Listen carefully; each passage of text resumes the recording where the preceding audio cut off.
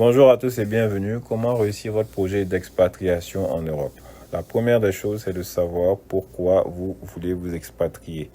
Qu'est-ce que vous voulez faire et comment? Cela va nécessiter que vous ayez des objectifs de carrière clairs et précis et également des objectifs de retraite clairs et précis, ce qui va vous permettre de faire les bons choix, de savoir quelles sont les étapes à franchir pour atteindre vos objectifs et surtout de pouvoir être concentré sur votre travail quotidien et être excellent. Ce qui nous amène au deuxième point, qui est l'excellence. Vous devez être excellent dans votre travail quotidien pour augmenter vos chances de pouvoir être sélectionné déjà pour l'expatriation.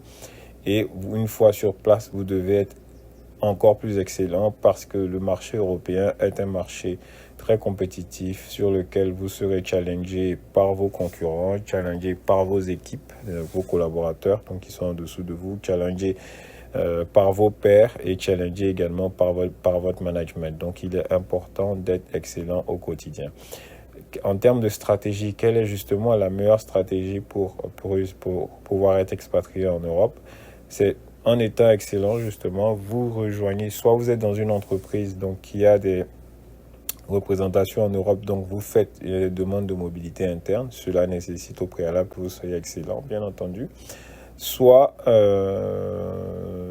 vous êtes dans une entreprise locale, vous travaillez, vous rentrez dans des entreprises internationales donc qui sont reconnues quand même un peu partout, et donc vous postulez donc dans des entreprises européennes directement, ce qui est un peu plus compliqué, mais qui va augmenter vos chances de pouvoir être recruté en tant qu'expatrié ou de pouvoir réussir votre expatriation en Europe.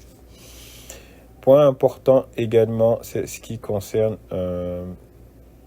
votre investissement et votre retraite. Comme je le disais précédemment, vous devez avoir une vision claire de ce que vous voulez en termes de retraite, parce que très souvent, quand on est expatrié, il peut arriver qu'on gagne un peu plus que des candidats qui n'ont pas bougé, mais en termes de retraite, souvent, on a des mauvaises surprises parce que, vu qu'on fait deux pays, en termes d'investissement, on est un peu en deux chaises. Donc, il est très important que vous ayez une idée claire de ce que vous voulez faire comme investissement. Donc, si vous avez déjà investi dans votre pays d'origine, c'est très bien, continuez vos investissements.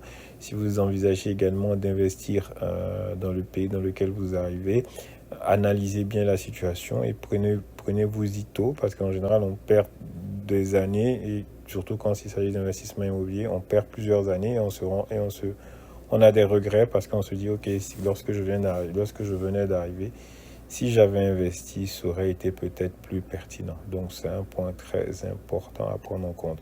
Quels sont les intérêts finalement d'une expatriation en Europe? Les intérêts d'une expatriation en Europe, c'est que cela, on vous donne en termes de carrière un rayonnement international et des possibilités finalement de carrière plus importantes et de carrière plus longue. Merci pour votre attention et bon courage.